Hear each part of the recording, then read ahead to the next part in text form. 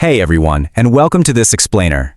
Today we're tackling the incredibly profound, highly provocative, and, let's be honest, wildly misunderstood philosophy of Friedrich Nietzsche. Now we aren't just going to look at him as some dusty historical thinker. Instead, we're going to treat him as a fascinating and maybe even a little dangerous guide to truly overcoming yourself. I mean, his ideas have absolutely shaped modern psychology, literature, and how we even view our own existence. So get ready, because we're going to challenge your most basic assumptions about the world, morality, and your own hidden potential. Okay, let's dive into this roadmap and see exactly where we're headed. First up, we have suspicion. Second, subjectivity. Third, we'll look at the last man versus the Übermensch. Fourth is transvaluation. Fifth, we'll tackle the will to power. And finally, we'll wrap up with the realities of tertiary syphilis. All right, let's kick things off with Section 1, the hermeneutic of suspicion.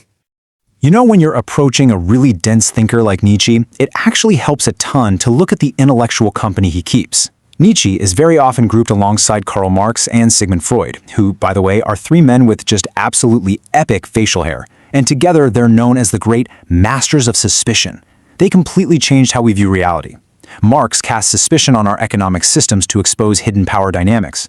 Freud cast suspicion on our conscious minds, pointing us to the dark depths of the unconscious. And Nietzsche?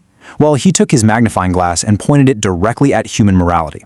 He basically urged us to look beneath our supposedly objective values just to see what kind of selfish motivations are really hiding underneath the surface. Let's move to Section 2 and see how this builds. Section 2, the terrain of subjectivity.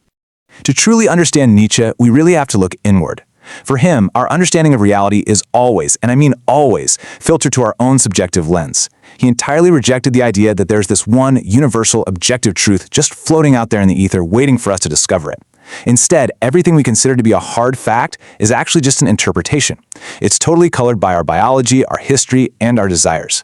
We are basically navigating a terrain of subjectivity. And what that means is the heavy responsibility for determining what is actually meaningful falls squarely on our own shoulders. Which brings us to Section 3, Last Man versus the Übermensch. So that responsibility of creating meaning, it sets up the ultimate dilemma for humanity. Drawing from source texts like the portable Nietzsche, we meet the Übermensch, or the Overman.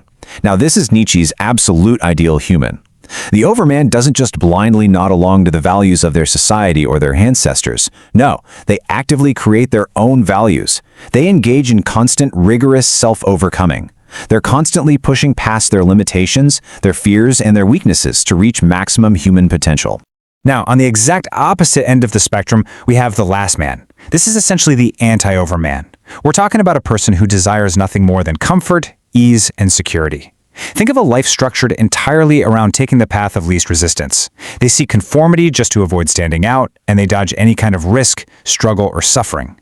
They might be content, sure, but in Nietzsche's view, it's a stagnant, uninspired, completely flatline kind of contentment. Now, what's really interesting about this slide is how it heavily juxtaposes these two distinct paths. On one side, you've got conformity and comfort. On the other side, struggle and creation. Nietzsche argues that a society focused solely on making life easier is literally just breeding last men. To become the Übermensch, you have to actively invite struggle, because it's only through enduring and overcoming hardship that true personal evolution can actually occur. Moving on to Section 4, transvaluation of all values. So, if we completely refuse to be the last man, how do we actually evolve? Well, the mechanism is called the transvaluation of all values. What this means is taking every single moral rule, tradition, and societal norm you've ever been taught and subjecting it to a totally ruthless re-evaluation. You have to ask yourself, does this value promote human flourishing, or does it restrict it? Becoming the Übermensch requires completely tearing up the old rulebook and forging a brand new, life-affirming morality, one that's based on what propels us forward rather than what holds us back in guilt. To really grasp the sheer danger and beauty of this idea, listen to how Nietzsche describes it in his seminal work, Thus Spoke Zarathustra. He writes, "Man is a rope, tied between beast and overman, a rope over an abyss." Wow. It's a terrifyingly beautiful image, right? Humanity as we know it isn't the final destination at all. We are literally just a perilous bridge. Suspended over an abyss of meaninglessness, our only imperative is to walk that tightrope forward, moving away from our animal past and directly toward the realized potential of the Overman. All right, Section 5, the will to power. So what actually gives us the drive to walk that terrifying tightrope? It's the will to power. Now, I know this is a historically charged term, so let's look at exactly what the source texts actually mean here, totally objectively. For Nietzsche, the will to power is the fundamental engine of all human behavior. It is absolutely not about political domination or tyrannizing other people.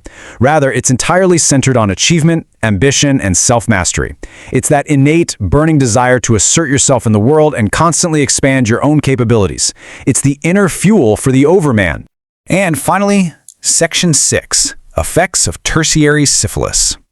Now we have to pivot pretty sharply here. We're moving from these soaring, lofty ideas of absolute power down to the very sobering, humanizing reality of Nietzsche's actual physical life. Because despite writing a philosophy centered on ultimate vitality and overcoming, his own life was tragically cut short by illness, which is widely believed by historians to be tertiary syphilis. We can trace this grim reality in 3 distinct steps. First, there was the onset of chronic pain and severe migraines that basically plagued his entire adulthood. Second, a devastating mental decline, which culminated in a complete psychiatric breakdown in 1889. And third, total physical collapse, leaving him entirely incapacitated until his death. So, the crucial point is the profound irony of his existence. Think about it. The architect of a philosophy based on absolute strength, the will to power, and overcoming all obstacles, lived much of his life in a state of total physical and mental collapse. The very creator of the Overman was eventually overcome by his own biology. Yet, you could certainly argue that it was exactly this intense, unbearable personal suffering that forced him to dream so fiercely of a human being who could transcend all weakness. As we wrap up this explainer, I want to turn the lens right back onto you, using the exact tools Nietzsche gave us. Take a hard look at your daily choices and your own subjective terrain. Are you settling for the quiet, risk-free comfort of the last man, or are you embracing the struggle, actively creating your own values, and striving to become the Übermensch? The rope is right there beneath your feet, and the choice is entirely yours. Keep learning, keep questioning, and I'll see you in the next explainer.